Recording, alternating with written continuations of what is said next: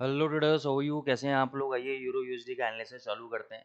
तो सबसे पहले तो हम ये देखते हैं कि भाई ये जो 1730 का लेवल था, यहाँ पे सक्सेसफुली अगर आप देखोगे तो ये वाले कैंडल ने क्लोज किया 1735।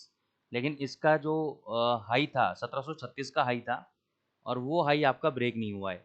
तो जब तक वो हाई आपका ब्रेक नहीं होता, और ब्रेकिंग का मैं आपको रूल बता देता हूँ कि जब भी ब्रेकआउट होता है तो कम से कम हम 2 पिप का फिल्टर देते हैं। वैसे तो कहा जाता है कि 5 पिप का फिल्टर देना चाहिए, लेकिन 2 पिप का फिल्टर भी सफिशियंट है। अगर 36 है तो आपका जो बाइंग होना चाहिए 1738.10 पे आपका बाइंग होना चाहिए मोटा मोटा। ठीक है ना? अगर मतलब वैसे आपका है स्टॉप लॉस, तो आपका 1738 है तो 7739 पे आप बाई कर सकते हो। ठीक है।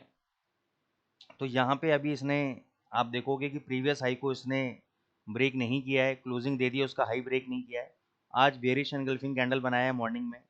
तो ओवरऑल देखो ट्रेंड तो मेरे को लग रहा है ऊपर है, जाना चाहिए, लेकिन यहाँ पे जो ये एक रेंज बना रखी है, उस रेंज के अंदर ये सपोर्ट पे बाय करता है, रेजिस्टेंस पे सेल करता है, और वही सेलिंग आपको यहाँ पे देखने को मिल रही है, रेंज के अंदर है। जब तक ये 1735 की रेंज को ब्रेक नहीं करेगा और उसके ऊपर 2 घंटे के दो कैंडल कम से कम बंद नहीं कर देगा, तब तक हम फ्रेश ब्रेकआउट नहीं मानेंगे। तो आज की तारीख में क्या होगा कि अभी यहाँ तक, इस लेवल तक ये आ सकता है, 1650 से 1660 के बीच में आ सकता है। वहाँ पे आप बाय ट्रेड एग्जीक्यूट करो। 1600 का स्टॉप लॉस रखो क्लोजिंग बेसिस पे डेली चार्ट में। अगर डेली चार्ट में 1600 के नीचे बंद हो गया और अगले दिन उसका लो टूट गया तो एग्जिट, और आप शॉर्ट पोजीशन वहाँ से बना सकते हो 1500 तक के टारगेट के लिए। नहीं तो 1650-60 के आसपास है, बाय करो। मेरे को लगता है कि सूनर और लेटर जल्दी ही 1800-1900 तक जा सकता है। ठीक है।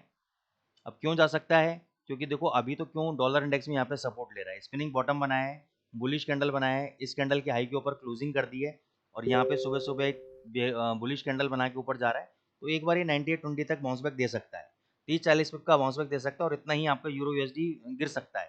ठीक है ना? लेकिन ओवरऑल अब आपका डेटा है, जैसे आज आपका आईएसएम मैन्युफैक्चरिंग डेटा है, परसों आपका आईएसएम सर्विसेज डेटा है, फ्राइडे को आपका नॉन फार्म पेरोल डेटा है। तो ये डेटा जैसे जैसे पॉजिटिव आते रहेंगे, डॉलर के ऊपर बढ़ने के चांसेस बढ़ते रहेंगे। ठीक है ना? लेकिन सितंबर में इंटरेस्ट रेट कट होना है, ये भी बात तय है। लेकिन अभी ये जो वीक है, मेरे को लग रहा है कि अगर पॉजिटिव डेटा आएगा तो दोबारा एक बार ये उछाल मारने की कोशिश करेगा 9840 तक, 9860 तक। ठीक है। ओवरऑल सेंटीमेंट बेयरिश है। फिर जैसे जैसे इंटरेस्ट रेट की डेट नजदीक आती जाएगी और उसके रिगार्डिंग स्टेटमेंट आएंगे, फिर इसमें बेयरिश प्रेशर बनेगा और फिर ये नीचे टूटेगा। और ये वाला जो सपोर्ट ले रहा है अभी, ये आपको जल्दी ही टूटता हुआ नजर आएगा। तो इसलिए, क्योंकि आप और हम लोग एक शॉर्ट टर्म प्लेयर्स हैं, लॉन्ग टर्म इन्वेस्टर्स नहीं है, तो शॉर्ट टर्म प्ले के हिसाब से जब तक डॉलर इंडेक्स का ये वाला लो नहीं टूटता है, आप डॉलर इंडेक्स में बाय देख सकते हो। ये ऊपर 98.20 तक जा सकता है, और यूरो में आप शॉर्ट पोजीशन क्रिएट कर सकते हो अकॉर्डिंगली। ठीक है। स्टॉप लॉस क्या रहेगा? 1735 का। इसका अगर हाई ब्रेक हो गया तो एग्जिट, नहीं तो ये नीचे 1660-50 तक आए, प्रॉफिट बुक कर सकते हो आप। जीबीपी यूएसडी स्ट्रॉन्ग कैंडिडेट है। अब यहाँ पे आप देखो, जब भी ऊपर से रेजिस्टेंस फेस करके नीचे एक नया लो लगाया, तो ये लो ने अपने प्रीवियस लो को ब्रेक नहीं किया। फिर ये ऊपर गया और नीचे आया तो उसने प्रीवियस लो को ब्रेक नहीं किया। अभी ये इस वाले रेजिस्टेंस लेवल पर है। तो इसका मतलब क्या है? यहाँ पे इसको स्ट्रेंथ मिल रही है। अगर आप देखोगे, ट्रेंड लाइन ड्रॉ कर दूंगा, तो यहाँ पे एक स्ट्रेंथ मिल रही है, ट्रेंड लाइन सपोर्ट मिल रहा है इसको। तो अब ये ट्रेंड लाइन के अकॉर्डिंग कहाँ तक आ सकता है? नीचे 3500 तक नीचे आ सकता है, यानी 25-30 पिप और यहाँ से नीचे गिर सकता है, 40 पिप गिर सकता है मैक्सिमम। लेकिन जब तक ये 3400 का लेवल ब्रेक नहीं करेगा, ये वीक नहीं है। तो आज की प्लानिंग हमारी ये रहेगी, अगर ये 3490-95 आते हैं, हम बाय ट्रेड लेंगे, 3400 का एसएल लेंगे, और टारगेट हम 3600 तक का टारगेट लेके चलेंगे जीबीपी यूएसडी के अंदर। क्वांटिटी भले ही कम रखना, क्योंकि non farm payroll data positive आ सकता है। एक तरफ डेटा पॉजिटिव है, दूसरी तरफ इंटरेस्ट रेट रिड्यूस करने के प्रेशर है, पता नहीं क्या होगा। लेट्स सी।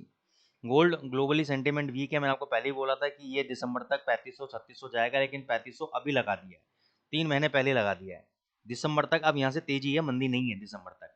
अब आपको नीचे अगर कहीं डिप मिल जाता है 3420-3400 के आसपास, तो आप बाय ट्रेड एग्जीक्यूट कर लेना और छोड़ देना उसको।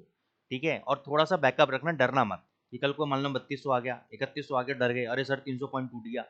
भैया वो गोल्डन अपॉर्चुनिटी है आपके लिए, टूट गया तो बहुत ही बढ़िया है, और एवरेज करो, भगेगा ये।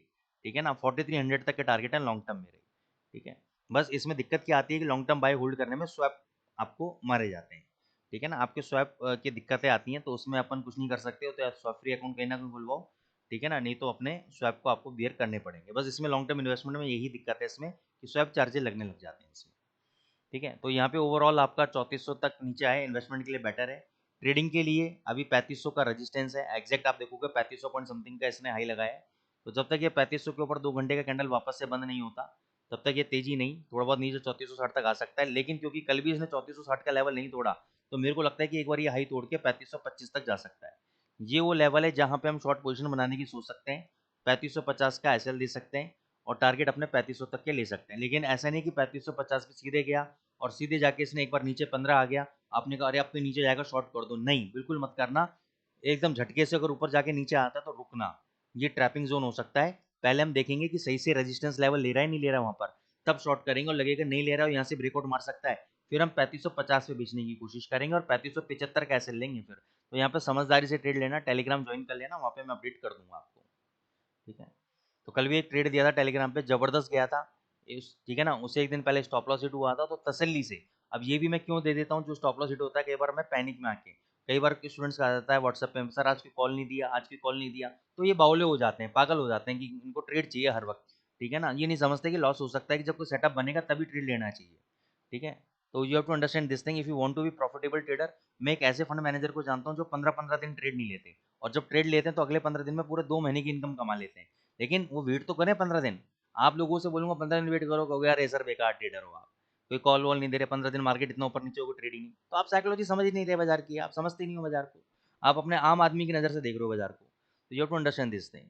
सो गाइज, अगर आपको हमारी एनालिसिस कॉन्सेप्ट समझ में आ रहे हैं, साइकोलॉजी समझ में आ रही है, तो चैनल को लाइक करें, सब्सक्राइब करें। Thank you so much.